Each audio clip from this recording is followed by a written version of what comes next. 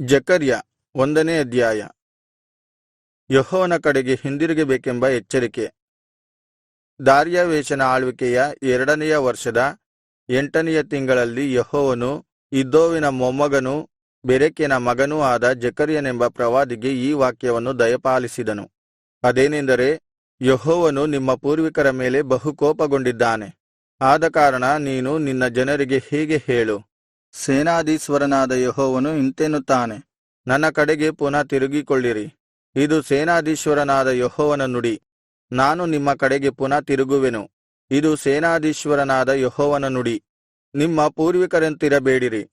ಪೂರ್ವಕಾಲದ ಪ್ರವಾದಿಗಳು ಅವರಿಗೆ, ಸೇನಾಧೀಶ್ವರ ಯೆಹೋವನು ಇಂತೆನ್ನುತ್ತಾನೆ, ನಿಮ್ಮ ದುರ್ಮಾರ್ಗ ದುಷ್ಕೃತ್ಯಗಳಿಂದ ಹಿಂದಿರುಗಿರಿ ಎಂದು ಸಾರಿದರೂ ಅವರು ನನ್ನ ಮಾತನ್ನು ಕಿವಿಗೊಟ್ಟು ಕೇಳಲಿಲ್ಲ.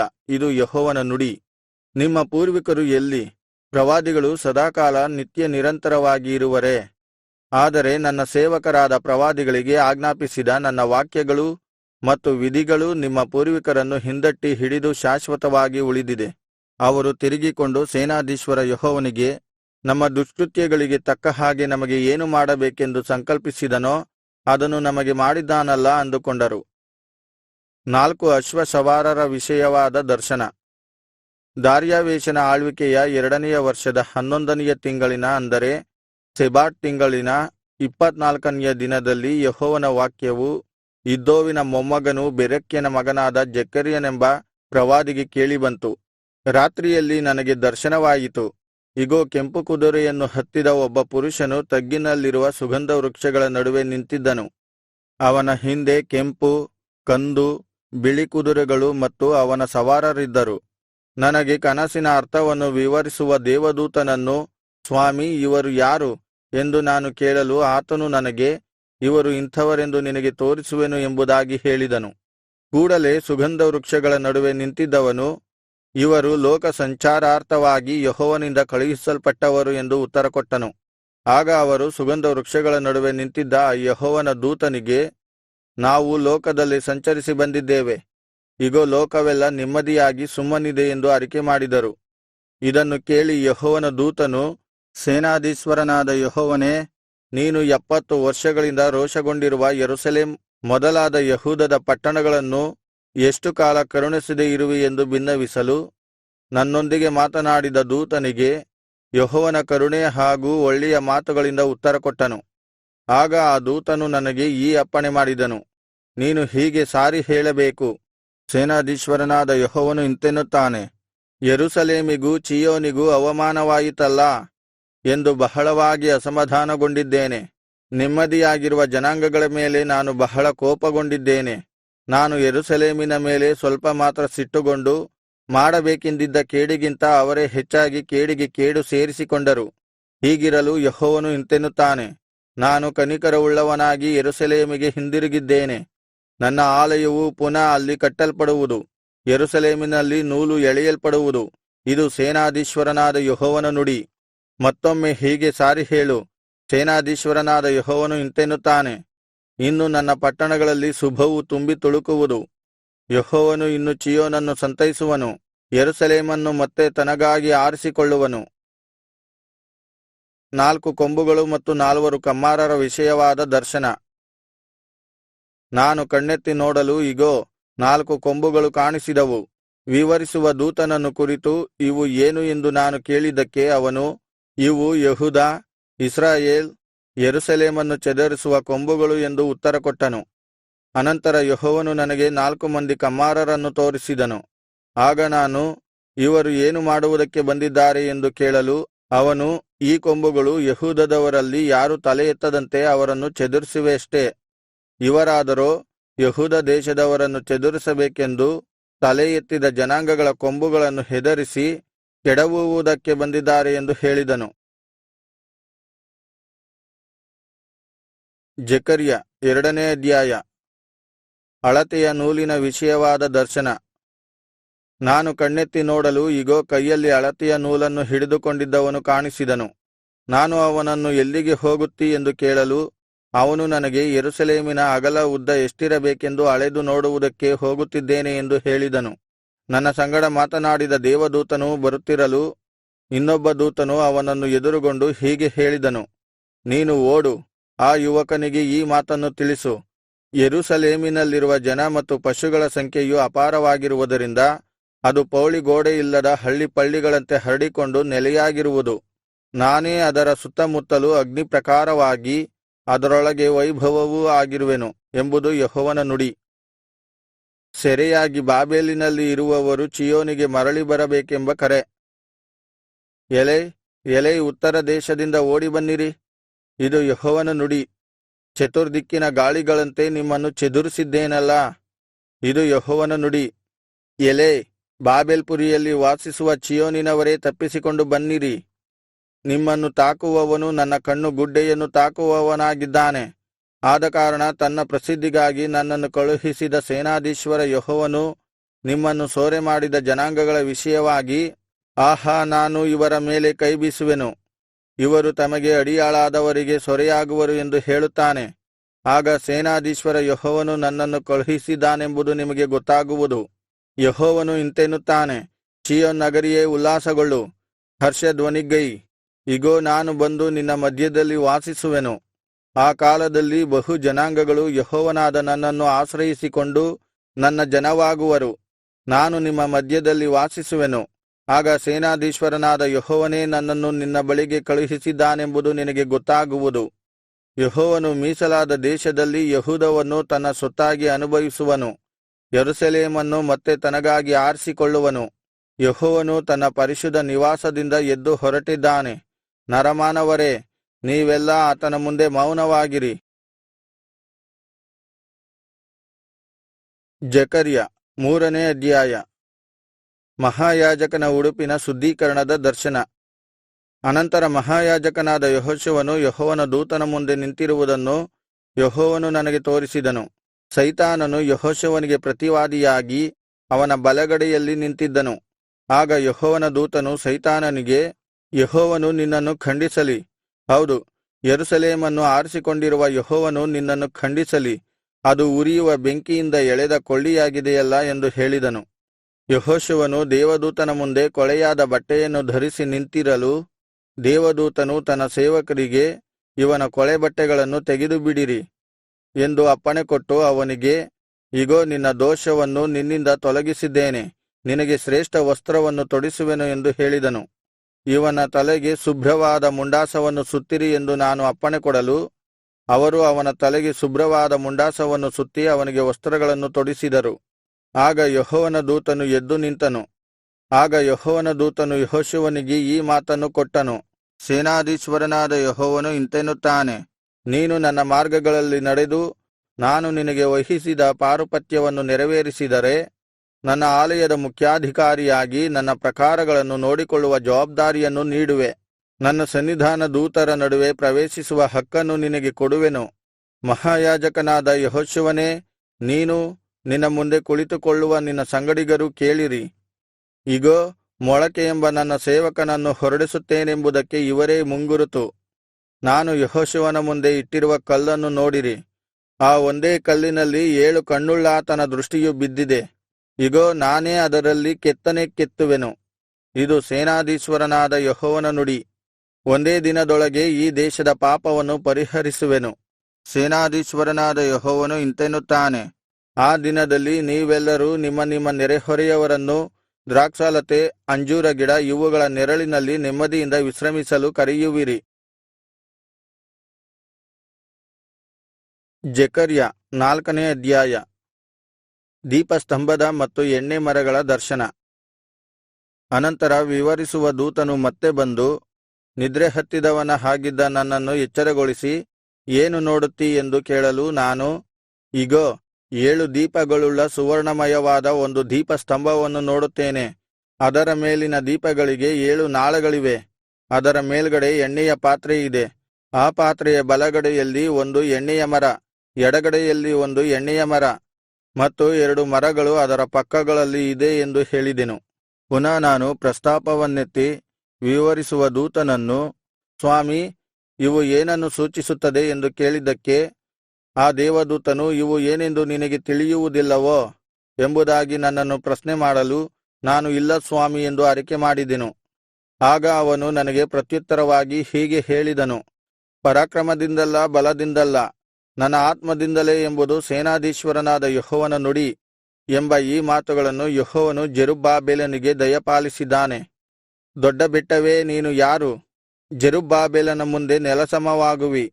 ಅವನು ಕಲಶದ ಕಲ್ಲನ್ನು ಕೋಲಾಹಲದೊಡನೆ ಮೆರವಣಿಗೆ ಮಾಡುವನು. ಇದರ ಮೇಲೆ ದೇವರ ದಯೆಯಿರಲಿ ಎಂಬ ಜನಘೋಷವಾಗುವುದು. ಅಲ್ಲದೆ ಯೆಹೋವನು ಈ ವಾಕ್ಯವನ್ನು ನನಗೆ ದಯಪಾಲಿಸಿದ್ದಾನೆ. ಜೆರುಬ್ಬಾಬೆಲನ ಕೈಗಳು ಈ ಆಲಯದ ಅಸ್ತಿವಾರವನ್ನು ಹಾಕಿವೆ. ಆ ಕೈಗಳೇ ಇದನ್ನು ಪೂರೈಸುವವು. ಆಗ ನನ್ನನ್ನು ನಿಮ್ಮ ಬಳಿಗೆ ಕಳುಹಿಸಿದವನು ಸೇನಾಧೀಶ್ವರನಾದ ಯೆಹೋವನೇ ಎಂದು ನನಗೆ ಗೊತ್ತಾಗುವುದು. ಆಗ ದೂತನು ಈ ದೀಪಗಳಿಂದ ಸೂಚಿತವಾದ ಯೆಹೋವನ 7 ಕಣ್ಣುಗಳು ಭೂಲೋಕದ ಎಲ್ಲಾ ಕಡೆಗಳಲ್ಲಿಯೂ ಪ್ರಸರಿಸುತ್ತಾ, ತೂಕದ ಗುಂಡು ಜೆರುಬ್ಬಾಬೆಲನ ಕೈಯಲ್ಲಿರುವುದನ್ನು ಸಂತೋಷದಿಂದ ನೋಡುತ್ತೇವೆ. ಹೀಗಿರುವಲ್ಲಿ ಅಲ್ಪ ಕಾರ್ಯಗಳ ದಿನವನ್ನು ತಿರಸ್ಕರಿಸಿದವರು ಯಾರು? ಆಗ ನಾನು ದೇವದೂತನಿಗೆ, ದೀಪಸ್ತಂಭದ ಎಡಬಲದಲ್ಲಿರುವ ಈ ಎಣ್ಣೆಯ ಮರಗಳು ಏನು ಎಂದೆನು. ಮತ್ತೆ ನಾನು ಅವನಿಗೆ, ತಮ್ಮೊಳಗಿಂದ ಚಿನ್ನದಂಥ ಎಣ್ಣೆಯನ್ನು ಪಾತ್ರೆಯಲ್ಲಿ ತುಂಬಿಸುವ 2 ಬಂಗಾರದ ನಾಳಗಳಿವೆಯಲ್ಲಾ, ಆ ನಾಳಗಳ ಬಾಯಿಗೆ ಸೇರಿರುವ 2 ಎಣ್ಣೆಕಾಯಿಗುತ್ತಿಗಳು ಏನು ಎಂದು ಕೇಳಿದೆನು. ಅದಕ್ಕೆ ಆ ದೂತನು ನನಗೆ, ಇವು ಏನೆಂದು ನಿನಗೆ ತಿಳಿಯುವುದಿಲ್ಲವೋ ಎಂದು ಕೇಳಿದಾಗ ನಾನು, ಇಲ್ಲ ಸ್ವಾಮಿ ಎಂದೆ. ಅದಕ್ಕೆ ಅವನು, ಇವು ದೇವರಿಂದ ಆಯ್ಕೆಯಾಗಿ ಎಣ್ಣೆಯಿಂದ ಅಭಿಷೇಕಿಸಲ್ಪಟ್ಟ ಆ 2 ವ್ಯಕ್ತಿಗಳನ್ನು ಸೂಚಿಸುತ್ತವೆ. ಸರ್ವಲೋಕದ ಒಡೆಯನ ಸನ್ನಿಧಿಯಲ್ಲಿರುವ ಸೇವಕರನ್ನು ಸೂಚಿಸುತ್ತವೆ ಎಂದು ಹೇಳಿದನು. ಜೆಕರ್ಯ 5ನೇ ಅಧ್ಯಾಯ. ಹಾರುವ ಸುರುಳಿಯ ದರ್ಶನ. ಆಗ ನಾನು ಕಣ್ಣೆತ್ತಿ ನೋಡಲು, ಇಗೋ, ಹಾರುತ್ತಿರುವ ಒಂದು ಸುರುಳಿಯು ಕಾಣಿಸಿತು. ಆಗ ದೂತನು ನನಗೆ, ನಿನಗೆ ಏನು ಕಾಣಿಸುತ್ತದೆ ಎಂದಾಗ ನಾನು, ಹಾರುತ್ತಿರುವ ಒಂದು ಸುರುಳಿಯು ಕಾಣಿಸುತ್ತದೆ. ಅದರ ಉದ್ದ 20 ಮೊಳ, ಅಗಲ 10 ಮೊಳ ಎಂದು ಉತ್ತರ ಕೊಟ್ಟೆನು. ಆಗ ದೂತನು ನನಗೆ, ದೇಶದ ಮೇಲೆಲ್ಲಾ ಹೊರಟು ಬಂದಿರುವ ಶಾಪವು ಇದೇ. ಕಳ್ಳತನ ಮಾಡುವ ಪ್ರತಿಯೊಬ್ಬರೂ ದೇಶದಿಂದ ಹೊರಗೆ ತೆಗೆದು ಹಾಕಲ್ಪಡುವರು. ಇದಕ್ಕೆ ತಕ್ಕ ಹಾಗೆ ಪ್ರತಿಯೊಬ್ಬ ಸುಳ್ಳು ಸಾಕ್ಷಿಯು ದೇಶದಿಂದ ಹೊರಗೆ ತೆಗೆದು ಹಾಕಲ್ಪಡುವನು. ನಾನು ಶಾಪವನ್ನು ಕಳುಹಿಸುತ್ತೇನೆ. ಸೇನಾಧೀಶ್ವರ ಯೆಹೋವನು ಇಂತೆನ್ನುತ್ತಾನೆ, ನನ್ನ ಅಪ್ಪಣೆಯಂತೆ ಅದು ಕಳ್ಳನ ಮನೆಯಲ್ಲಿಯೂ ನನ್ನ ಹೆಸರೆತ್ತಿ ಸುಳ್ಳು ಸಾಕ್ಷಿ ಹೇಳುವವನ ಮನೆಯೊಳಗೆ ನುಗ್ಗಿ ಮತ್ತು ಅವನ ಮನೆಯಲ್ಲಿನ ಮರಗಳನ್ನೂ ಅದರ ಕಲ್ಲುಗಳನ್ನೂ ನಾಶಮಾಡುವುದು ಎಂದು ಹೇಳಿದನು. ಕೊಳಗದೊಳಗಣ ಹೆಂಗಸಿನ ವಿಷಯವಾದ ದರ್ಶನ.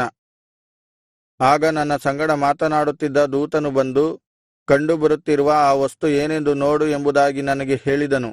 ನಾನು ಏನದು ಎಂದು ಕೇಳಿದಕ್ಕೆ ಅವನು, ಇದು ಅಳೆಯುವ ಬುಟ್ಟಿ ಎಂದನು. ಇದಲ್ಲದೆ ಅವನು, ಇದೇ ಸಮಸ್ತ ಭೂಮಿಯಲ್ಲಿಯ ಜನರ ಅಧರ್ಮವು ಎಂದನು. ಇಗೋ, ತಟ್ಟೆಯಾಕಾರದ ಸೀಸದ ಮುಚ್ಚಳವು ತೆರೆಯಲ್ಪಡಲಾಗಿ, ಆಹಾ, ಒಬ್ಬ ಸ್ತ್ರೀ ಅದರಲ್ಲಿ ಕುಳಿತುಕೊಂಡಿದ್ದಳು. ಆಗ ದೂತನು ಹೇಳಿದ್ದೇನೆಂದರೆ, ಇದು ದುಷ್ಟತ್ವವು ಎಂದು ಹೇಳಿ ಅವಳನ್ನು ಬುಟ್ಟಿಯೊಳಗೆ ಪುನಃ ಅದುಮಿ ಆ ಬುಟ್ಟಿಯ ಮುಚ್ಚಳವನ್ನು ಮುಚ್ಚಿದನು. ನಾನು ಕಣ್ಣೆತ್ತಿ ನೋಡಲು, ಆಹಾ, ಕೊಕ್ಕರೆಯ ರೆಕ್ಕೆಯಂತಿರುವ ರೆಕ್ಕೆಯುಳ್ಳ 2 ಹೆಂಗಸರು ಕಂಡುಬಂದರು. ಅವರ ರೆಕ್ಕೆಗಳೊಳಗೆ ಗಾಳಿಯು ತುಂಬಿಕೊಂಡಿತ್ತು. ಅವರು ಅಳತೆಯ ಬುಟ್ಟಿಯನ್ನು ಎತ್ತಿಕೊಂಡು ಹಾರಿ ಹೋದರು. ಆಗ ನಾನು ನನ್ನ ಸಂಗಡ ಮಾತನಾಡಿದ ದೂತನಿಗೆ, ಇವರು ಅಳತೆಯ ಬುಟ್ಟಿಯನ್ನು ಎಲ್ಲಿಗೆ ಹೊತ್ತುಕೊಂಡು ಹೋಗುತ್ತಾರೆ ಎಂದು ಹೇಳಿದೆನು. ದೂತನು ನನಗೆ, ಶಿನಾರ್ ದೇಶದಲ್ಲಿ ಅವಳಿಗೆ ಮನೆಕಟ್ಟುವುದಕ್ಕಾಗಿ ಹೋಗುತ್ತಾರೆ. ಅಲ್ಲಿ ಅದು ಸ್ಥಾಪಿಸಲ್ಪಟ್ಟು ತನ್ನ ಸ್ವಂತ ಸ್ಥಾನದಲ್ಲಿ ಇರಿಸಲ್ಪಡುವುದು ಎಂದನು. ಜೆಕರ್ಯ 6ನೇ ಅಧ್ಯಾಯ. 4 ರಥಗಳ ದರ್ಶನ.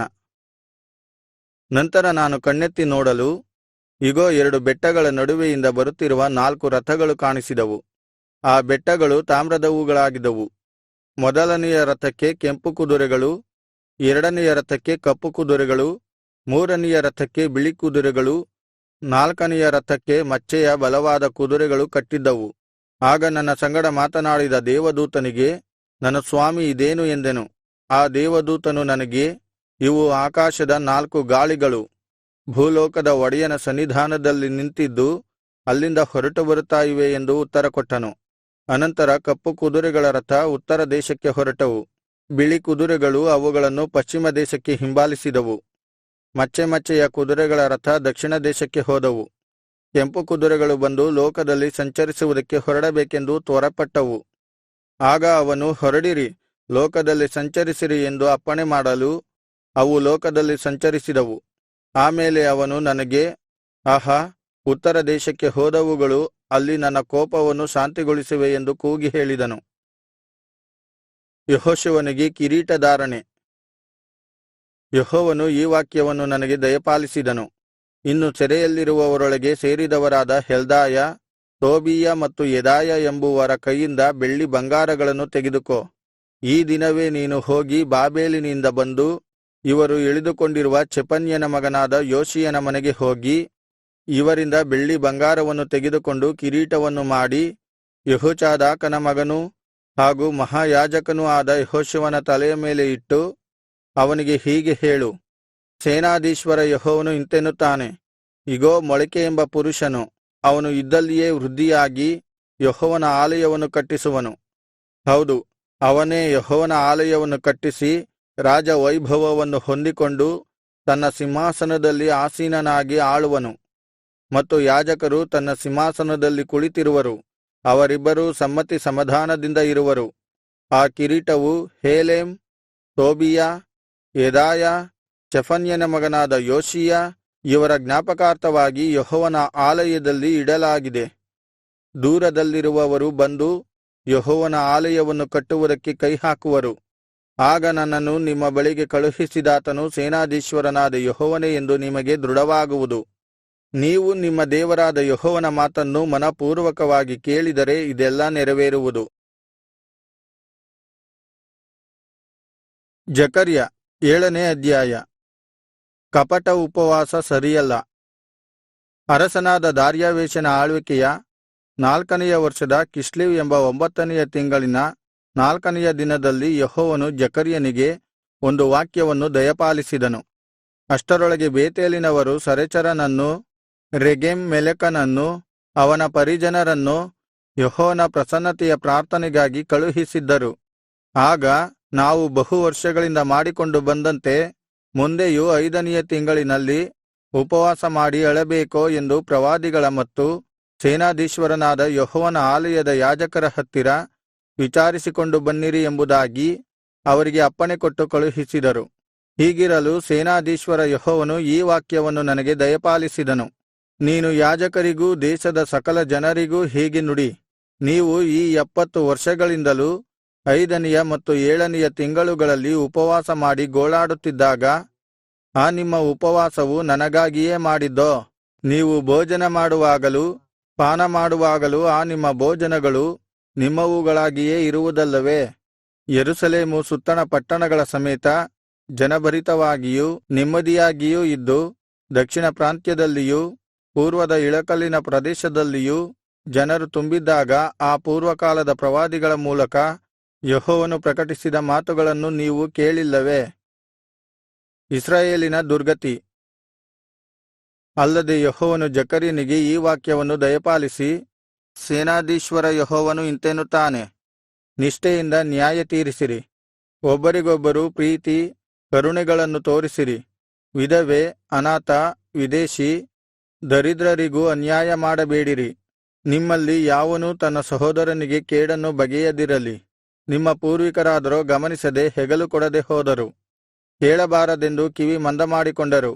ಧರ್ಮೋಪದೇಶವನ್ನು ಸೇನಾಧೀಶ್ವರ ಯೆಹೋವನು ಪೂರ್ವಕಾಲದ ಪ್ರವಾದಿಗಳ ಮೂಲಕ ತನ್ನ ಆತ್ಮನಿಂದ ಹೇಳಿಸಿದ ಮಾತುಗಳನ್ನೂ ಕೇಳಬಾರದೆಂದು ತಮ್ಮ ಹೃದಯಗಳನ್ನು ವಜ್ರದಷ್ಟು ಕಠಿಣಪಡಿಸಿಕೊಂಡರು. ಆದಕಾರಣ ಸೇನಾಧೀಶ್ವರ ಯೆಹೋವನ ಕೋಪಕ್ಕೆ ಗುರಿಯಾದರು.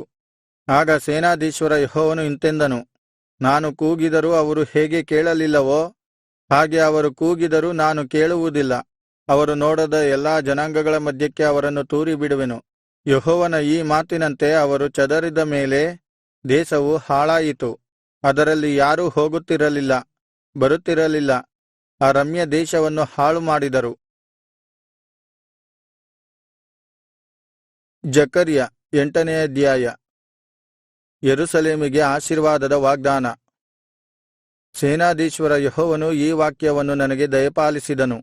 ಸೇನಾಧೀಶ್ವರ ಯೆಹೋವನು ಇಂತೆನ್ನುತ್ತಾನೆ, ಚೀಯೋನಿಗೆ ಅವಮಾನವಾಯಿತಲ್ಲಾ ಎಂದು ಬಹಳವಾಗಿ ಕುದಿಯುತ್ತೇನೆ, ಅತಿ ರೋಷಗೊಂಡು ಕುದಿಯುತ್ತೇನೆ. ಯೆಹೋವನು ಇಂತೆನ್ನುತ್ತಾನೆ, ನಾನು ಚೀಯೋನಿಗೆ ಹಿಂದಿರುಗಿದ್ದೇನೆ, ಯೆರೂಸಲೇಮಿನ ಮಧ್ಯದಲ್ಲಿ ವಾಸಿಸುವೆನು. ಆಗ ಯೆರೂಸಲೇಮ್ ಸತ್ಯದ ಪಟ್ಟಣವೆಂದು ಅನ್ನಿಸಿಕೊಳ್ಳುವುದು. ಸೇನಾಧೀಶ್ವರ ಯೆಹೋವನ ಪರ್ವತಕ್ಕೆ ಪರಿಶುದ್ಧ ಪರ್ವತವೆಂಬ ಹೆಸರು ಬರುವುದು. ಸೇನಾಧೀಶ್ವರನಾದ ಯೆಹೋವನು ಇಂತೆನ್ನುತ್ತಾನೆ, ಇನ್ನು ಮುಂದೆ ಯೆರೂಸಲೇಮಿನ ಚೌಕಗಳಲ್ಲಿ ಮುದುಕ ಮತ್ತು ಮುದುಕಿಯರು ಸೇರುವರು. ಅತಿ ವೃದ್ಧಾಪ್ಯದ ನಿಮಿತ್ತ ಪ್ರತಿಯೊಬ್ಬ ಮುದುಕನ ಕೈಯಲ್ಲಿ ಊರುಗೋಲಿರುವುದು. ಆ ಪಟ್ಟಣದ ಚೌಕಗಳಲ್ಲಿ ಆಟವಾಡುವ ಬಾಲಕ ಮತ್ತು ಬಾಲಕಿಯರು ತುಂಬಿಕೊಂಡಿರುವರು. ಸೇನಾಧೀಶ್ವರನಾದ ಯೆಹೋವನು ಇಂತೆನ್ನುತ್ತಾನೆ, ಆ ಕಾಲದ ಸ್ಥಿತಿಯು ಆ ಜನಶೇಷದವರ ದೃಷ್ಟಿಗೆ ಅತ್ಯಾಶ್ಚರ್ಯವಾದರೂ ನನ್ನ ದೃಷ್ಟಿಗೆ ಅತ್ಯಾಶ್ಚರ್ಯವೋ? ಇದು ಸೇನಾಧೀಶ್ವರ ಯೆಹೋವನ ನುಡಿ. ಸೇನಾಧೀಶ್ವರನಾದ ಯೆಹೋವನು ಇಂತೆನ್ನುತ್ತಾನೆ, ಇಗೋ, ನಾನು ನನ್ನ ಜನರನ್ನು ಪೂರ್ವ ದಿಕ್ಕಿನ ದೇಶದಿಂದಲೂ ಪಶ್ಚಿಮ ದಿಕ್ಕಿನ ದೇಶದಿಂದಲೂ ಪಾರುಮಾಡಿ ಬರಗೊಳಿಸುವೆನು. ಅವರು ಯೆರೂಸಲೇಮಿನೊಳಗೆ ವಾಸಿಸುವರು. ಸತ್ಯಸಂಧತೆಯಿಂದಲೂ ಮತ್ತು ಸದ್ಧರ್ಮದಿಂದಲೂ ಅವರು ನನಗೆ ಪ್ರಜೆಯಾಗಿರುವರು. ಹಾಗೆಯೇ ನಾನು ಅವರಿಗೆ ದೇವರಾಗಿರುವೆನು. ಸೇನಾಧೀಶ್ವರನಾದ ಯೆಹೋವನು ಇಂತೆನ್ನುತ್ತಾನೆ, ದೇವಾಲಯವನ್ನು ಕಟ್ಟುವ ಉದ್ದೇಶದಿಂದ ಸೇನಾಧೀಶ್ವರ ಯೆಹೋವನ ಆ ಮಂದಿರದ ಅಸ್ತಿವಾರವನ್ನು ಹಾಕಿದ ಕಾಲದಲ್ಲಿಯೂ ಇದ್ದ ಪ್ರವಾದಿಗಳ ಬಾಯಿಂದ ಈ ಮಾತುಗಳನ್ನು ಈಗ ಕೇಳುವವರೇ, ನಿಮ್ಮ ಕೈಗಳು ಬಲಗೊಳ್ಳಲಿ. ಆ ಕಾಲಕ್ಕೆ ಮುಂಚೆ ಮನುಷ್ಯನಿಗಾಗಲಿ ಪಶುವಿಗಾಗಲಿ ದುಡಿತದಿಂದ ಏನೂ ಜೀವನವಾಗುತ್ತಿರಲಿಲ್ಲ. ಹೋಗಿ ಬರುವವರಿಗೆ ಶತ್ರುಗಳ ದೆಸೆಯಿಂದ ಭಯವಿಲ್ಲದೆ ಇರಲಿಲ್ಲ.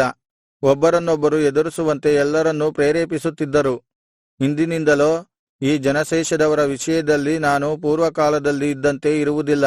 ಇದು ಸೇನಾಧೀಶ್ವರನಾದ ಯೆಹೋವನ ನುಡಿ. ನೆಮ್ಮದಿಯ ಬೆಳೆಯಾಗುವುದು, ದ್ರಾಕ್ಷಾಲತೆಯು ಹಣ್ಣು ಬಿಡುವುದು, ಭೂಮಿಯು ಧಾನ್ಯವನ್ನೀಯುವುದು, ಆಕಾಶವು ಇಬ್ಬನಿಯನ್ನು ಸುರಿಸುವುದು. ಈ ಜನಶೇಷದವರು ಇವುಗಳನ್ನೆಲ್ಲಾ ಅನುಭವಿಸುವಂತೆ ಅನುಗ್ರಹಿಸುವೆನು. ಯೆಹೂದ ಕುಲವೇ, ಇಸ್ರಾಯೇಲ್ ವಂಶವೇ, ನಿಮ್ಮ ಹೆಸರು ಹೇಗೆ ಜನಾಂಗಗಳಲ್ಲಿ ಶಾಪದ ಮಾತಾಗಿ ಸಲ್ಲುತ್ತಿತ್ತೋ ಹಾಗೆಯೇ ನಾನು ನಿಮ್ಮನ್ನು ರಕ್ಷಿಸಿ ಆಶೀರ್ವದಿಸುವೆನು.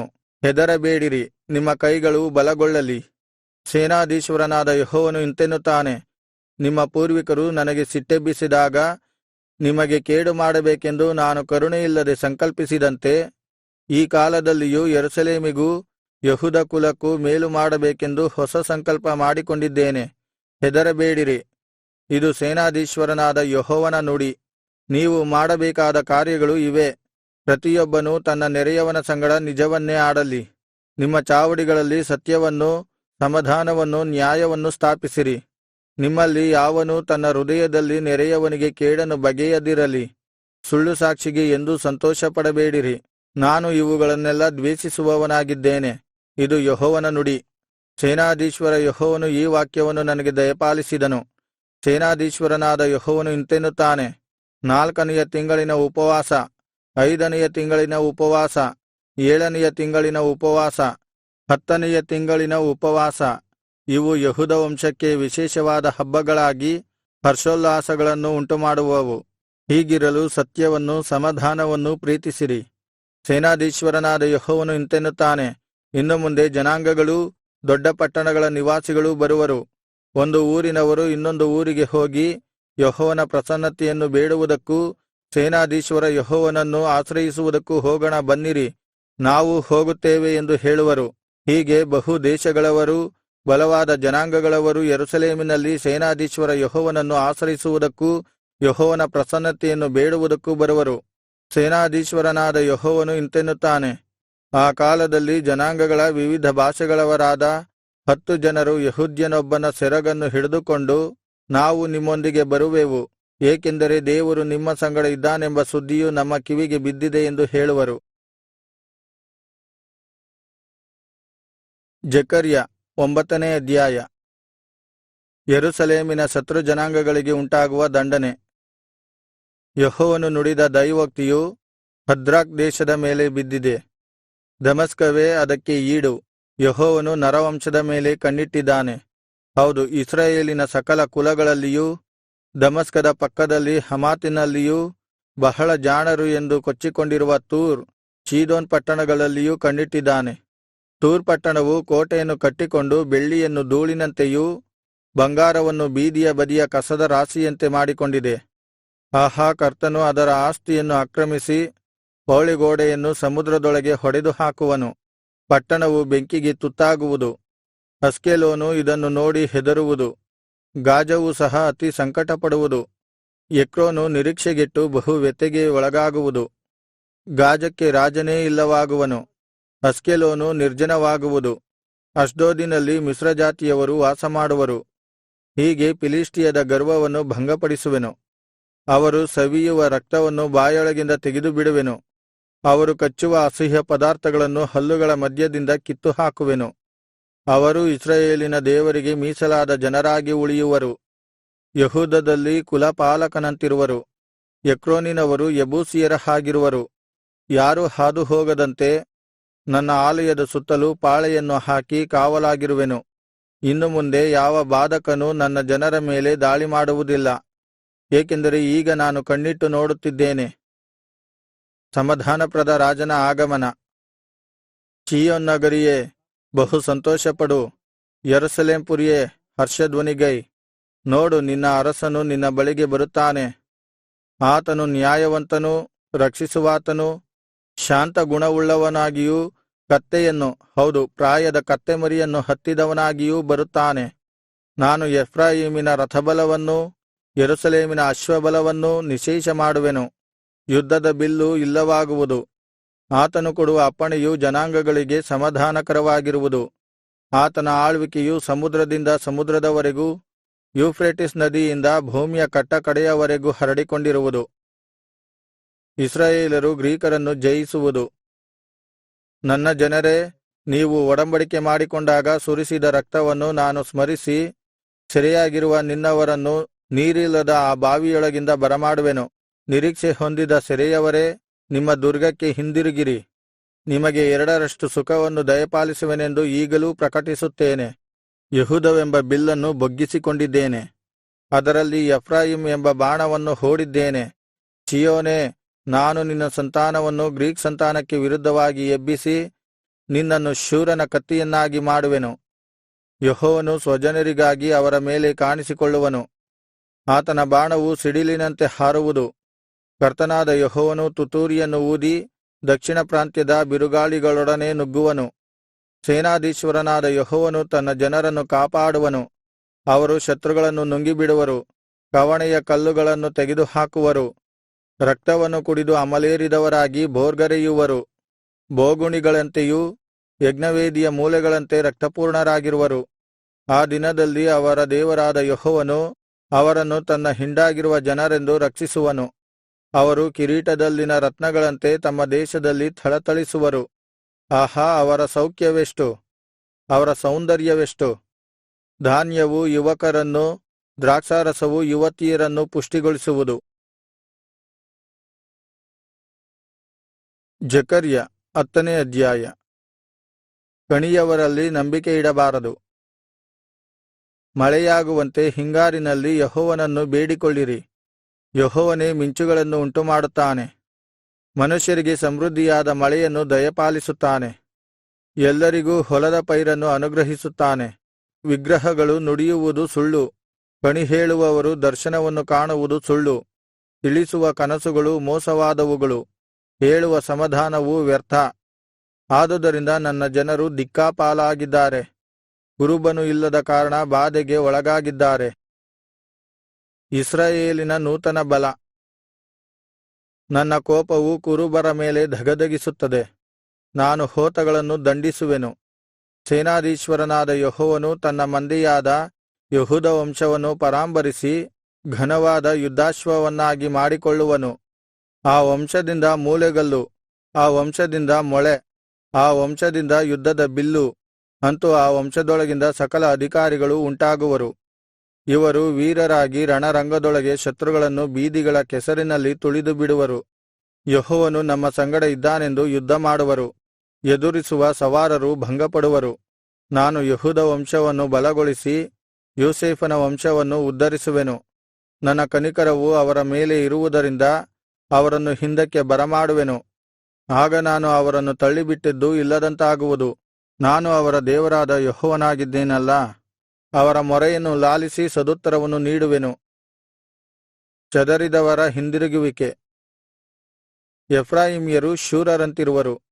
ದ್ರಾಕ್ಷಾರಸ ಕುಡಿದಂತೆ ಅವರ ಮನಸ್ಸು ಉತ್ಸಾಹಗೊಳ್ಳುವುದು. ಅವರ ಸಂತಾನದವರು ಇದನ್ನು ನೋಡಿ ಸಂತೋಷಪಡುವರು. ಅವರ ಹೃದಯವು ಯೆಹೋವನಲ್ಲಿ ಆನಂದಿಸುವುದು. ನಾನು ಅವರನ್ನು ಸಿಳ್ಳು ಹಾಕಿ ಕರೆದು ಕೂಡಿಸುವೆನು. ಅವರನ್ನು ವಿಮೋಚಿಸಿದೆನಲ್ಲಾ. ಅವರು ಹಿಂದೆ ವೃದ್ಧಿಯಾದಂತೆ ಮುಂದೆಯೂ ವೃದ್ಧಿಯಾಗುವರು. ನಾನು ಅವರನ್ನು ಜನಾಂಗಗಳೊಳಗೆ ಚೆಲ್ಲಿದರೂ ಅವರು ದೂರದೇಶಗಳಲ್ಲಿ ನನ್ನನ್ನು ಸ್ಮರಿಸಿಕೊಂಡು ಸಂತಾನ ಸಮೇತವಾಗಿ ಬದುಕಿ ಬಾಳಿ ಹಿಂದಿರುಗಿ ಬರುವರು. ನಾನು ಅವರನ್ನು ಐಗುಪ್ತ ದೇಶದೊಳಗಿಂದ ಹಿಂದಕ್ಕೆ ಕರೆದು ತರುವೆನು. ಅಶ್ಶೂರದಿಂದ ಕೂಡಿಸುವೆನು. ಗಿಲ್ಯಾದ್, ಲೆಬನೋನುಗಳ ಪ್ರಾಂತ್ಯಕ್ಕೆ ಬರಮಾಡುವೆನು. ಅವರಿಗೆ ಸಾಕಾಗುವಷ್ಟು ಸ್ಥಳ ಸಿಕ್ಕದು. ಅವರು ಕಷ್ಟವೆಂಬ ಕಲ್ಲನ್ನು ದಾಟಿ ಬರುವರು. ಅಲ್ಲಕಲ್ಲೋಲವಾದ ಸಮುದ್ರವನ್ನು ಭೇದಿಸಿ ಬಿಡುವರು. ನೈಲ್ ನದಿಯೆಲ್ಲಾ ತಳದ ತನಕ ಒಣಗುವುದು. ಅಶ್ಶೂರದ ಗರ್ವವು ತಗ್ಗಿಸಲ್ಪಡುವುದು. ಐಗುಪ್ತದ ರಾಜದಂಡವು ತಪ್ಪಿ ಹೋಗುವುದು. ಅವರು ಯೆಹೋವನಲ್ಲಿ ಬಲಗೊಳ್ಳುವರು. ಆತನ ಹೆಸರಿನಲ್ಲಿ ನಡೆದುಕೊಳ್ಳುವರು. ಇದು ಯೆಹೋವನ ನುಡಿ. ಜಕರ್ಯ 11ನೇ ಅಧ್ಯಾಯ. ಬಲಿಷ್ಠರ ಪತನ. ಲೆಬನೋನೇ, ನಿನ್ನ ಬಾಗಿಲುಗಳನ್ನು ತೆರೆ. ಬೆಂಕಿಯು ನಿನ್ನ ದೇವದಾರುಗಳನ್ನು ನುಂಗಲಿ. ತುರಾಯಿ ಮರವೇ, ಗೋಳಾಡು. ದೇವದಾರು ಬಿದ್ದಿದೆ.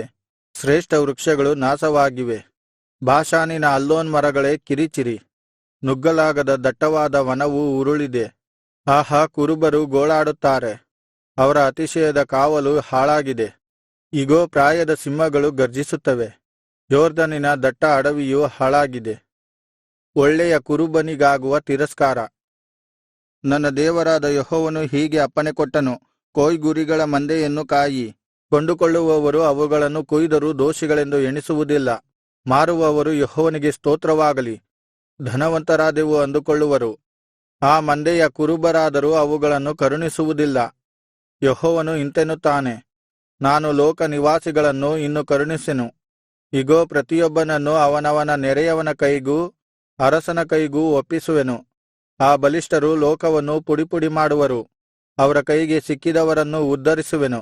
ಆಗ ನಾನು ದೀನಾವಸ್ಥೆಯಲ್ಲಿದ್ದ ಆ ಕುಯ್ಗುರಿಗಳ ಮಂದೆಯನ್ನು ಮೇಯಿಸಿದೆನು. 2 ಕೋಲುಗಳನ್ನು ತೆಗೆದುಕೊಂಡು ಒಂದಕ್ಕೆ ಕೃಪೆ ಎಂತಲೂ ಇನ್ನೊಂದಕ್ಕೆ ಒಗ್ಗಟ್ಟು ಎಂತಲೂ ಹೆಸರಿಟ್ಟು ಅವುಗಳಿಂದ ಮಂದೆಯನ್ನು ಮೇಯಿಸಿದೆನು. ಒಂದೇ ತಿಂಗಳೊಳಗೆ 3 ಕುರುಬರನ್ನು ಅಡಗಿಸಿಬಿಟ್ಟೆನು. ಅನಂತರ ನನಗೆ ಕುರಿಗಳ ವಿಷಯವಾಗಿ ತಾಳ್ಮೆ ತಪ್ಪಿತು. ಅವುಗಳಿಂದ ನನಗೆ ಬೇಸರವಾಯಿತು. ಆಗ ನಾನು ನಿಮ್ಮನ್ನು ಮೇಯಿಸೆನು. ಸಾಯುವುದು ಸಾಯಲಿ, ಹಾಳಾಗುವುದು ಹಾಳಾಗಲಿ, ಉಳಿದವುಗಳು ಒಂದರ ಮಾಂಸ ಒಂದನ್ನು ತಿನ್ನಲಿ ಅಂದುಕೊಂಡೆನು. ಆಗ ನಾನು ಎಲ್ಲಾ ಜನಾಂಗಗಳೊಂದಿಗೆ ಮಾಡಿಕೊಂಡಿದ್ದ ಒಡಂಬಡಿಕೆಯನ್ನು ಭಂಗಪಡಿಸಬೇಕೆಂದು ಕೃಪೆ ಎಂಬ ನನ್ನ ಕೋಲನ್ನು ತೆಗೆದು ಕತ್ತರಿಸಿಬಿಟ್ಟೆನು. ಆಗಲೇ ಮುರಿದು ಹೋಯಿತು.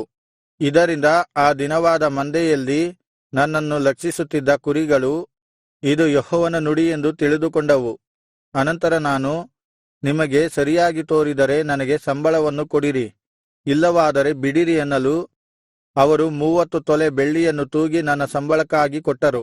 ಅವರು ಇವನ ಯೋಗ್ಯತೆ ಇಷ್ಟೇ ಎಂದುಕೊಂಡು ನನಗೆ ಕೊಟ್ಟ ಆ ಭಾರೀ ಸಂಬಳವನ್ನು ಯೆಹೋವನು ನೋಡಿ, ಅದನ್ನು ಡಬ್ಬಿಗೆ ಹಾಕು ಎಂದು ಅಪ್ಪಣೆ ಮಾಡಿದಾಗ ನಾನು ಆ 30 ಶೆಕೆಲ್ ಬೆಳ್ಳಿ ನಾಣ್ಯವನ್ನು ತೆಗೆದು ಯೆಹೋವನ ಆಲಯದ ಡಬ್ಬಿಗೆ ಹಾಕಿದೆನು. ಕೂಡಲೆ ಯೆಹೂದಕ್ಕೂ ಇಸ್ರಾಯೇಲಿಗೂ ಇದ್ದ ಸಹೋದರ ಭಾವವನ್ನು ಭಂಗಪಡಿಸಬೇಕೆಂದು ಒಗ್ಗಟ್ಟು ಎಂಬ ನನ್ನ 2ನೆಯ ಕೋಲನ್ನು ಮುರಿದು ಬಿಟ್ಟೆನು. ಮೂರ್ಖನಾದ ಕುರುಬನು.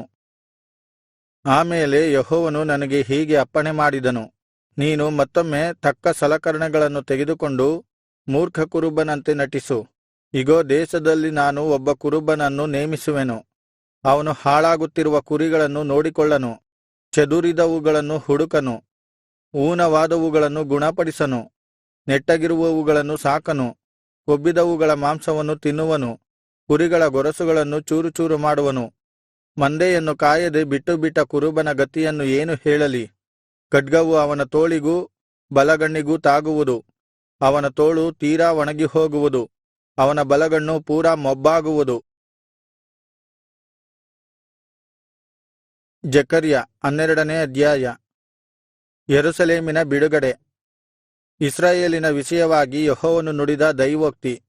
ಆಕಾಶಮಂಡಲವನ್ನು ಹರಡಿ ಭೂಲೋಕಕ್ಕೆ ಅಸ್ತಿವಾರವನ್ನು ಹಾಕಿ ಮನುಷ್ಯರೊಳಗೆ ಜೀವಾತ್ಮವನ್ನು ಸೃಷ್ಟಿಸುವ ಯೆಹೋವನು ಇಂತೆನ್ನುತ್ತಾನೆ, ಆಹಾ, ನಾನು ಯೆರೂಸಲೇಮನ್ನು ಸುತ್ತಣ ಸಕಲ ಜನಾಂಗಗಳಿಗೆ ಅಮಲೇರಿಸಿ ಓಲಾಡಿಸುವ ಬೋಗುಣಿಯನ್ನಾಗಿ ಮಾಡುವೆನು. ಯೆರೂಸಲೇಮಿಗೆ ಮುತ್ತಿಗೆ ಹಾಕುವಾಗ ಯೆಹೂದಕ್ಕೂ ಇಕ್ಕಟ್ಟಾಗುವುದು. ಆ ದಿನದಲ್ಲಿ ನಾನು ಯೆರೂಸಲೇಮನ್ನು ಸಮಸ್ತ ಜನಗಳಿಗೂ ಭಾರೀ ಬಂಡೆಯನ್ನಾಗಿ ಮಾಡುವೆನು. ಅದನ್ನು ಎತ್ತುವವರೆಲ್ಲರೂ ಜಜ್ಜಲ್ಪಡುವರು. ಲೋಕದ ಸಕಲ ರಾಜ್ಯಗಳು ಅದನ್ನೆತ್ತಿ ಹಾಕಲು ಕೂಡಿಬರುವವು. ಯೆಹೋವನು ಇಂತೆನ್ನುತ್ತಾನೆ, ಆ ದಿನದಲ್ಲಿ ನಾನು ಎಲ್ಲಾ ಕುದುರೆಗಳು ಭಯದಿಂದ ತಬ್ಬಿಬ್ಬಾಗುವಂತೆ ಮಾಡುವೆನು. ಸವಾರರನ್ನು ಭ್ರಮೆಗೊಳಿಸುವೆನು. ಯೆಹೂದ ವಂಶವನ್ನು ಕಟಾಕ್ಷಿಸಿ ಜನಾಂಗಗಳ ಅಶ್ವಗಳನ್ನೆಲ್ಲಾ ಕುರುಡು ಮಾಡುವೆನು. ಆಗ ಯೆಹೂದದ ಕುಲಾಧಿಪತಿಗಳು ತಮ್ಮ ಮನಸ್ಸಿನೊಳಗೆ, ಯೆರೂಸಲೇಮಿನವರು ತಮ್ಮ ದೇವರೂ ಸೇನಾಧೀಶ್ವರನಾದ ಯೆಹೋವನಲ್ಲಿ ಬಲಗೊಂಡು ನಮಗೆ ತ್ರಾಣವಾಗಿದ್ದಾರೆ ಅಂದುಕೊಳ್ಳುವರು. ಆ ದಿನದಲ್ಲಿ ನಾನು ಯೆಹೂದದ ಕುಲಪತಿಗಳನ್ನು ಸೌದೆಯ ಮಧ್ಯದಲ್ಲಿನ ಅಗ್ಗಿಷ್ಟಿಕೆಯನ್ನಾಗಿಯೂ ಸಿವುಡುಗಳ ನಡುವಣ ಪಂಜನ್ನಾಗಿಯೂ ಮಾಡುವೆನು. ಅವರು ಸುತ್ತಣ ಜನಾಂಗಗಳನ್ನೆಲ್ಲಾ ಎಡಬಲಗಳಲ್ಲಿ ನುಂಗಿಬಿಡುವರು.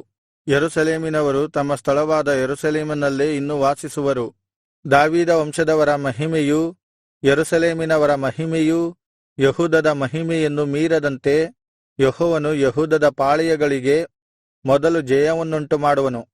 ಆ ದಿನದಲ್ಲಿ ಯೆಹೋವನು ಯೆರೂಸಲೇಮಿನವರನ್ನು ಸುತ್ತಲು ಕಾಪಾಡುವನು.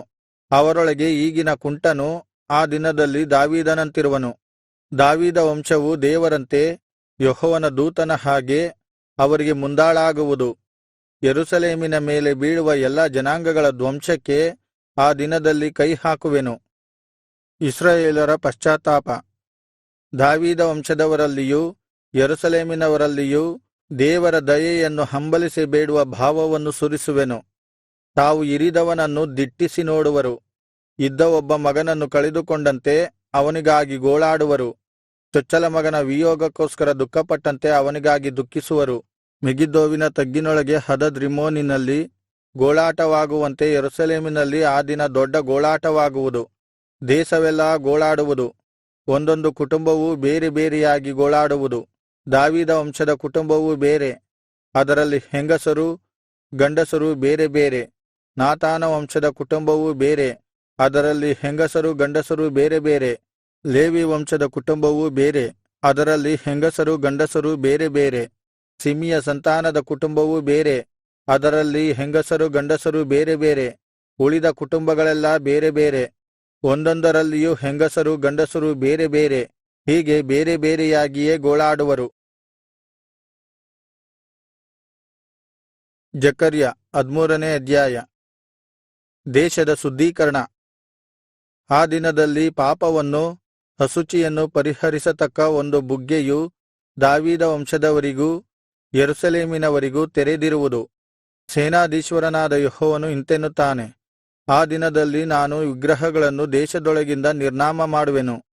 ಅವು ಇನ್ನು ಯಾರ ನೆನಪಿಗೂ ಬರುವುದಿಲ್ಲ. ಅಲ್ಲದೆ ಸುಳ್ಳು ಪ್ರವಾದಿಗಳನ್ನೂ ದುರಾತ್ಮವನ್ನು ದೇಶದೊಳಗಿಂದ ತೊಲಗಿಸಿಬಿಡುವೆನು. ಆಗ ಯಾವನಾದರೂ ಮತ್ತೆ ಪ್ರವಾದನೆ ಮಾಡಿದರೆ ಅವನ ಹೆತ್ತ ತಾಯಿ ತಂದೆಗಳು ಅವನಿಗೆ, ನೀನು ಉಳಿಯಬೇಡ, ಯೆಹೋವನ ಹೆಸರೆತ್ತಿ ಸುಳ್ಳಾಡುತ್ತೀ ಎಂದು ಹೇಳಿ ಆ ಹೆತ್ತ ತಾಯಿ ತಂದೆಗಳೇ ಅವನ ಪ್ರವಾದನೆಯ ನಿಮಿತ್ತ ಅವನನ್ನು ಇರಿದು ಬಿಡುವರು. ಆ ದಿನದಲ್ಲಿ ಯಾವ ಪ್ರವಾದಿಯೇ ಆಗಲಿ ಪ್ರವಾದನೆ ಮಾಡಬೇಕೆಂದಿರುವಾಗ ತನಗಾದ ದರ್ಶನವನ್ನು ಪ್ರಕಟಿಸಲು ನಾಚಿಕೆಪಡುವನು. ಯಾವನೂ ಮೋಸಕ್ಕೆ ಕಂಬಳಿಯನ್ನು ಹೊದ್ದುಕೊಳ್ಳನು. ಒಬ್ಬನು, ನಾನು ಪ್ರವಾದಿಯಲ್ಲ, ಹೊಲದ ಕೆಲಸದವನು, ಚಿಕ್ಕ ವಯಸ್ಸಿನಿಂದಲೂ ರೈತನಾಗಿದ್ದೇನೆ ಎಂದು ಹೇಳಲು, ಮತ್ತೊಬ್ಬನು ಅವನನ್ನು, ನಿನ್ನ ಎದೆಯ ಮೇಲಿರುವ ಈ ಗಾಯಗಳು ಏನು ಎಂದು ಕೇಳಿದರೆ ಅವನು, ಮಿತ್ರರ ಮನೆಯಲ್ಲಿ ನನಗಾದ ಗಾಯಗಳು ಎಂದು ಉತ್ತರ ಕೊಡುವನು. ಮಂದೆಗಾಗುವ ಹಿಂಸೆ ಉಳಿದ ಕುಲಗಳಿಗೆ ಲಭಿಸುವ ಸುಫಲ. ಸೇನಾಧೀಶ್ವರನಾದ ಯೆಹೋವನು ಇಂತೆನ್ನುತ್ತಾನೆ, ಖಡ್ಗವೇ, ನಾನು ನೇಮಿಸಿದ ಕುರುಬನೂ ನನ್ನ ಸಂಗಡಿಗನೂ ಆಗಿರುವವನ ವಿರುದ್ಧ ಎಚ್ಚರಗೊಳ್ಳು. ಕುರುಬನನ್ನು ಹೊಡೆ, ಕುರಿಗಳು ಚದುರಿ ಹೋಗುವವು. ಮರಿಗಳ ಮೇಲೂ ಕೈಮಾಡಬೇಕೆಂದಿದ್ದೇನೆ. ದೇಶದೊಳಗೆಲ್ಲಾ 2 ಭಾಗದವರು ಹತರಾಗಿ ಸಾಯುವರು. 3ನೆಯ ಭಾಗದವರು ಅಲ್ಲಿ ಉಳಿಯುವರು. ಇದು ಯೆಹೋವನ ನುಡಿ. ಆ 3ನೆಯ ಭಾಗದವರನ್ನು ನಾನು ಬೆಂಕಿಗೆ ಹಾಕಿ ಬೆಳ್ಳಿಯಂತೆ ಶೋಧಿಸುವೆನು, ಬಂಗಾರದ ಹಾಗೆ ಶುದ್ಧಿ ಮಾಡುವೆನು. ಅವರು ನನ್ನ ಹೆಸರೆತ್ತಿ ಪ್ರಾರ್ಥಿಸುವರು, ನಾನು ಆಲಿಸುವೆನು. ನಾನು, ಇವರು ನನ್ನ ಜನರು ಅಂದುಕೊಳ್ಳುವೆನು. ಅವರು, ನಮ್ಮ ದೇವರಾದ ಯೆಹೋವನೇ ಎನ್ನುವರು. ಜಕರ್ಯ 14ನೇ ಅಧ್ಯಾಯ. ಯೆಹೋವನ ಬರೋಣ ಮತ್ತು ಆಳ್ವಿಕೆ. ಆಹಾ, ಚೀಯೋನೇ, ಯೆಹೋವನ ನ್ಯಾಯತೀರ್ಪಿನ ದಿನವು ಬರುತ್ತಿದೆ. ಸೂರೆಯಾದ ನಿನ್ನ ಆಸ್ತಿಯು ಆಗ ನಿನ್ನ ಮಧ್ಯದಲ್ಲಿ ಹಂಚಿಕೆಯಾಗುವುದು. ನಾನು ಸಕಲ ಜನಾಂಗಗಳನ್ನು ಯೆರೂಸಲೇಮಿಗೆ ವಿರುದ್ಧವಾಗಿ ಕೂಡಿಸುವೆನು. ಅವು ಪಟ್ಟಣವನ್ನು ಆಕ್ರಮಿಸಿಕೊಂಡು ಮನೆಗಳನ್ನು ಸೂರೆಮಾಡಿ ಹೆಂಗಸರನ್ನು ಕೆಡಿಸುವವು. ಪಟ್ಟಣದ ಅರ್ಧ ಜನರು ಸೆರೆಗೆ ಹೋಗುವರು, ಉಳಿದ ಜನರೋ ಪಟ್ಟಣದಲ್ಲೇ ಉಳಿಯುವರು. ಆಗ ಯೆಹೋವನು ಹೊರಟು ಯುದ್ಧದ ದಿನದಲ್ಲಿ ಹೇಗೋ ಹಾಗೆಯೇ ಆ ಜನಾಂಗಗಳಿಗೆ ಪ್ರತಿಭಟಿಸುವನು. ಯೆರೂಸಲೇಮಿನ ಪೂರ್ವ ದಿಕ್ಕಿಗೆ ಎದುರಾಗಿರುವ ಎಣ್ಣೆಯ ಮರಗಳ ಗುಡ್ಡದ ಮೇಲೆ ಆತನ ಪಾದಗಳು ನಿಂತಿರಲು, ಆ ಗುಡ್ಡವು ಪೂರ್ವದಿಂದ ಪಶ್ಚಿಮದ ಉದ್ದಕ್ಕೂ ಸೀಳಿಹೋಗಿ ಮಧ್ಯದಲ್ಲಿ ದೊಡ್ಡ ಡೊಂಗರವಾಗುವುದು. ಗುಡ್ಡದ ಅರ್ಧಭಾಗವು ಉತ್ತರಕ್ಕೂ ಅರ್ಧಭಾಗವು ದಕ್ಷಿಣಕ್ಕೂ ಸರಿದುಕೊಳ್ಳುವುದು. ನೀವು ಯೆಹೋವನ ಗುಡ್ಡಗಳ ನಡುವಣ ಆ ಕಣಿವೆಯೊಳಗೆ ಓಡಿಹೋಗುವಿರಿ, ಏಕೆಂದರೆ ಆ ಕಣಿವೆಯು ಆಚೇಲಿನವರೆಗೂ ಮುಟ್ಟಿರುವುದು. ಯೆಹೂದದ ಅರಸನಾದ ಉಜ್ಜೀಯನ ಕಾಲದಲ್ಲಿ ಭೂಕಂಪದ ಕಡೆಯಿಂದ ನೀವು ಓಡಿಹೋದಂತೆಯೇ ಓಡಿಹೋಗುವಿರಿ. ಆಗ ಪರಿಶುದ್ಧ ದೇವರಾದ ಯೆಹೋವನು ಸಮಸ್ತ ದೇವದೂತರ ಸಮೇತ ಬರುವನು. ಆ ದಿನದಲ್ಲಿ ಬೆಳಕಿರದು, ಜ್ಯೋತಿಗಳು ಅಡಗಿಹೋಗುವವು. ಇಂಥ ದಿನವು ಒಂದೇ, ಅದು ಯೆಹೋವನಿಗೆ ತಿಳಿದಿರುವುದು. ಅದು ಹಗಲೂ ಅಲ್ಲ, ಇರುಳೂ ಅಲ್ಲ, ಆದರೆ ಸಂಜೆಯ ವೇಳೆಯಲ್ಲಿ ಬೆಳಕಾಗುವುದು. ಆ ದಿನದಲ್ಲಿ ಜೀವಕರವಾದ ಜಲಪ್ರವಾಹವು ಯೆರೂಸಲೇಮಿನೊಳಗಿಂದ ಹೊರಡುವುದು. ಅರ್ಧಭಾಗವು ಪೂರ್ವ ಸಮುದ್ರಕ್ಕೂ ಅರ್ಧಭಾಗವು ಪಶ್ಚಿಮ ಸಮುದ್ರಕ್ಕೂ ಹರಿಯುವುದು. ಬೇಸಿಗೆ ಕಾಲದಲ್ಲಿಯೂ ಮಳೆಗಾಲದಲ್ಲಿಯೂ ಹರಿಯುತ್ತಲೇ ಇರುವುದು. ಯೆಹೋವನು ಭೂಲೋಕಕ್ಕೆಲ್ಲಾ ರಾಜನಾಗಿರುವನು. ಆ ದಿನದಲ್ಲಿ ಯೆಹೋವನೊಬ್ಬನೇ ದೇವರೆಂದೂ ಆತನ ಹೆಸರೊಂದೇ ಸ್ತುತ್ಯವೆಂದೂ ಎಲ್ಲರಿಗೂ ತಿಳಿದಿರುವುದು. ಆಗ ದೇಶವು ಗೆಬದಿಂದ ಯೆರೂಸಲೇಮಿನ ದಕ್ಷಿಣದಲ್ಲಿರುವ ರಿಮ್ಮೋನಿನವರೆಗೆ ತಗ್ಗಾಗಿ ಮಾರ್ಪಡುವುದು. ಯೆರೂಸಲೇಮೋ ಬೆನ್ಯಾಮೀನನ ಬಾಗಿಲಿನಿಂದ ಪೂರ್ವಕಾಲದ ಬಾಗಿಲಿನ ಸ್ಥಳದವರೆಗೆ, ಮೂಲೆಯ ಬಾಗಿಲಿನ ತನಕ, ಹನನೇಲನ ಬುರುಜಿನಿಂದ ಅರಸನ ದ್ರಾಕ್ಷಿಯ ಆಲೆಗಳವರೆಗೂ ಎತ್ತರದಲ್ಲಿ ನಿಂತಿರುವುದು. ಅದರಲ್ಲಿ ಜನರು ಸುರಕ್ಷಿತವಾಗಿ ವಾಸಿಸುವರು. ಇನ್ನು ಶಾಪವಿರದು. ಯೆರೂಸಲೇಮ್ ನೆಮ್ಮದಿಯಾಗಿ ನೆಲೆಗೊಂಡಿರುವುದು. ಯೆರೂಸಲೇಮಿನ ಮೇಲೆ ಯುದ್ಧಮಾಡಿದ ಸಕಲ ಜನಾಂಗಗಳಿಗೂ ಯೆಹೋವನು ಈ ವ್ಯಾಧಿಯು ಬರುವಂತೆ ಮಾಡುವನು. ಹೆಜ್ಜೆಯ ಮೇಲೆ ನಿಂತ ಹಾಗೆಯೇ ಅವರ ಮಾಂಸವು ಕೊಳೆತು ಹೋಗುವುದು. ಕಣ್ಣು ಕುಣಿಯಲ್ಲೇ ಇಂಗುವುದು, ನಾಲಿಗೆಯು ಬಾಯಲ್ಲೇ ಕ್ಷಯಿಸುವುದು. ಆ ದಿನದಲ್ಲಿ ಯೆಹೋವನು ಉಂಟುಮಾಡುವ ದೊಡ್ಡ ಗಲಿಬಿಲಿಯು ಅವರಲ್ಲಿ ಹರಡುವುದು. ಒಬ್ಬರ ಕೈಯನ್ನೊಬ್ಬರು ತಡೆಹಿಡಿಯುವರು, ಒಬ್ಬರ ಮೇಲೊಬ್ಬರು ಕೈಯೆತ್ತುವರು. ಯೆಹೂದವು ಯೆರೂಸಲೇಮಿನ ಪರವಾಗಿ ಯುದ್ಧಮಾಡುವುದು. ಸುತ್ತಣ ಸಕಲ ಜನಾಂಗಗಳ ಆಸ್ತಿಯು, ಅಂದರೆ ಬೆಳ್ಳಿ, ಬಂಗಾರ ಮತ್ತು ಬಟ್ಟೆಗಳು ರಾಶಿರಾಶಿಯಾಗಿ ಕೂಡಿಸಲ್ಪಡುವವು. ಜನಾಂಗಗಳಿಗೆ ತಗಲುವಂಥ ವ್ಯಾಧಿಯೇ, ಕುದುರೆ, ಹೇಸರಗತ್ತೆ, ಒಂಟೆ, ಕತ್ತೆ, ಅಂತೂ ಆ ಪಾಳೆಯಗಳಲ್ಲಿನ ಸಮಸ್ತ ಪಶುಗಳಿಗೂ ತಗಲುವುದು. ಅನಂತರ ಯೆರೂಸಲೇಮಿನ ಮೇಲೆ ಬಿದ್ದ ಸಕಲ ಜನಾಂಗಗಳಲ್ಲಿ ಉಳಿದವರೆಲ್ಲರೂ ಸೇನಾಧೀಶ್ವರ ಯೆಹೋವನೆಂಬ ರಾಜಾಧಿರಾಜನನ್ನು ಆರಾಧಿಸುವುದಕ್ಕೂ ಪರ್ಣಶಾಲೆಗಳ ಹಬ್ಬವನ್ನು ಆಚರಿಸುವುದಕ್ಕೂ ಪ್ರತಿವರ್ಷವೂ ಹೊರಟು ಬರುವರು. ಲೋಕದ ಸಮಸ್ತ ಕುಲಗಳಲ್ಲಿ ಯಾವ ಕುಲದವರು ಸೇನಾಧೀಶ್ವರನಾದ ಯೆಹೋವನೆಂಬ ರಾಜಾಧಿರಾಜನನ್ನು ಆರಾಧಿಸುವುದಕ್ಕೆ ಯೆರೂಸಲೇಮಿಗೆ ಬರುವುದಿಲ್ಲವೋ ಅವರಿಗೆ ಮಳೆ ಬರುವುದಿಲ್ಲ. ಐಗುಪ್ತ ಕುಲದವರು ಹೊರಟು ಬಂದಿದ್ದಾರೆ. ಪರ್ಣಶಾಲೆಗಳ ಹಬ್ಬವನ್ನು ಆಚರಿಸುವುದಕ್ಕೆ ಬರದಿದ್ದರೆ ಜನಾಂಗಗಳಿಗೆ ಯೆಹೋವನು ತಗಲಿಸುವ ಬಾಧೆಯು ಅವರಿಗೂ ತಗಲುವುದು. ಐಗುಪ್ತಕ್ಕೂ ಪರ್ಣಶಾಲೆಗಳ ಹಬ್ಬವನ್ನು ಆಚರಿಸುವುದಕ್ಕೆ ಬರದಿರುವ ಸಕಲ ಜನಾಂಗಗಳಿಗೂ ಸಂಭವಿಸುವ ದಂಡನೆಯೂ ಇದೇ. ಯೆರೂಸಲೇಮಿನ ಪೂರ್ಣ ಪರಿಶುದ್ಧತೆ. ಆ ದಿನದಲ್ಲಿ ಯೆಹೋವನಿಗೆ ಮೀಸಲು ಎಂಬ ಲಿಪಿಯು ಕುದುರೆಗಳ ಗಂಟೆಗಳ ಮೇಲೂ ಕೆತ್ತಿರುವುದು. ಯೆಹೋವನ ಆಲಯದ ಪಾತ್ರೆಗಳೆಲ್ಲವೂ ಯಜ್ಞವೇದಿಯ ಪಕ್ಕದ ಬೋಗುಣಿಗಳಂತೆ ಪರಿಶುದ್ಧವಾಗಿರುವವು. ಅದಲ್ಲದೆ ಯೆರೂಸಲೇಮಿನಲ್ಲಿಯೂ ಯೆಹೂದದಲ್ಲಿಯೂ ಇರುವ ಸಕಲ ಪಾತ್ರೆಗಳು ಸೇನಾಧೀಶ್ವರ ಯೆಹೋವನಿಗೆ ಮೀಸಲಾಗಿರುವವು. ಯಜ್ಞಮಾಡುವವರೆಲ್ಲರೂ ಬಂದು ಅವುಗಳನ್ನು ತೆಗೆದುಕೊಂಡು ಆ ಪಾತ್ರೆಗಳಲ್ಲಿ ಬೇಯಿಸುವರು. ಆ ದಿನದಲ್ಲಿ ಸೇನಾಧೀಶ್ವರ ಯೆಹೋವನ ಆಲಯದೊಳಗೆ ಯಾವ ವ್ಯಾಪಾರಿಯೂ ಇರುವುದಿಲ್ಲ.